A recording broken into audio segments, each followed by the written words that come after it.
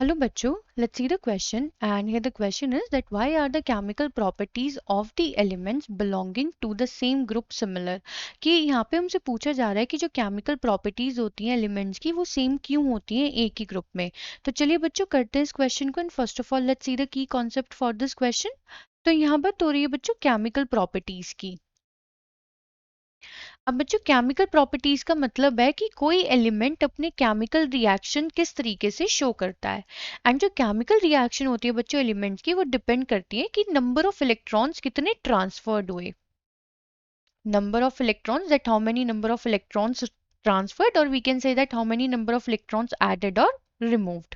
And basically बच्चों जो ये नंबर ऑफ इलेक्ट्रॉन्स एडेड और रिमूव्ड है ये किसकी डेफिनेशन होती है हमारी वैलेंसी की।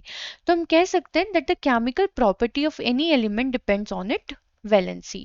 ठीक है, वो किस पे डिपेंड करती है वैलेंसी पे।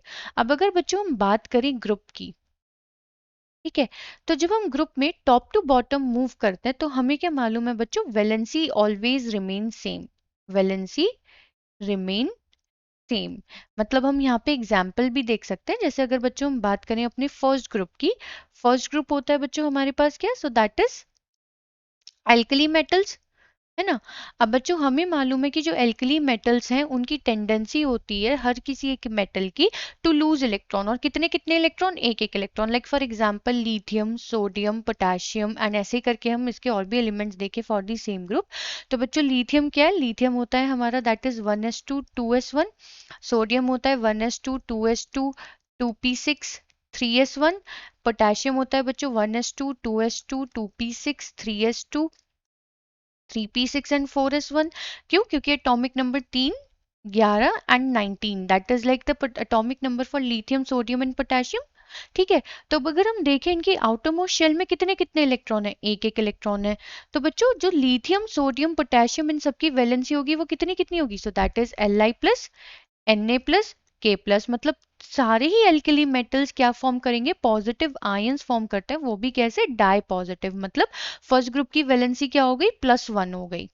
ठीक है, अब अगर बच्चों हम बात करें किसी दूसरे ग्रुप की, यहाँ पे अगर हम एग्जांपल ले लें अपने नोबल गैस का, ठीक है, तो नोबल गैसेस में भी अगर हम देखें यहाँ पे बच्चों तो नोबल गैसेस क्या होती है हमारी, that is 18th group. And ये इसके लिए तो नेम ही फेमस है, that is like a zero group. क्यों, क्योंकि जैसे हीलियम हो गया, नियॉन हो गया, आर्गन हो गया, तो बच्चों जैसे हीलियम है, हीलियम का इलेक्ट्रॉनिक कॉन्फ़िगरेशन 1s2, नियॉन का 1s2 2s2 2p6, आर्गन का कितना होगा 1s2 2s2 2p6 3s2 and 3p6। ठीक है, क्यों, क्योंकि इसका एटॉमिक नंबर 2, इसका 10, इसका 18। बच्चों इनके outer most shell already completely filled है, यहाँ पे इनको कोई इलेक्ट्रॉन एक्सेप्ट या लूज ही नहीं करना पड़ता। तो बच्चों इसकी क्या वैलेंसी क्या होगी, इसकी इस ग्रुप की वैलेंसी होती है 0। तो अगर हम देखें बच्चों की जितने भी हमारे एलिमेंट्स हैं यहाँ पे जो भी अपने ग्रुप में फॉल कर रहे हैं तो इनकी वैलेंसी कैसी है, सेम। और बच्चों हमने क्या देखा, जो केमिकल प्रॉपर्टीज है वो किस पे डिपेंड करती है, वैलेंसी पे। तो अगर हमारे ग्रुप में एलिमेंट्स प्रेजेंट है तो उन सबकी वैलेंसी सेम होती है, यानी कि वो सेम नंबर ऑफ इलेक्ट्रॉन को एक्सेप्ट या फिर रिमूव करते हैं, जिसकी वजह से बच्चों उनकी केमिकल प्रॉपर्टीज भी क्या रहती हैं, सेम रहती हैं। तो chemical properties also same, chemical properties are similar. तो हमसे क्वेश्चन में यही पूछा गया था ना कि ग्रुप में जितने भी एलिमेंट होते हैं उनकी केमिकल प्रॉपर्टी सेम सेम क्यों होती है। सो दैट इज बिकॉज वो सेम नंबर ऑफ इलेक्ट्रॉन को रिमूव या फिर एक्सेप्ट करते हैं जो कि केमिकल रिएक्शन में इन्वॉल्व होता है, जिसकी वजह से उनकी केमिकल प्रॉपर्टीज भी सेम होती हैं। आई होप बच्चा आपके क्वेश्चन समझ में आ गया होगा। Thank you.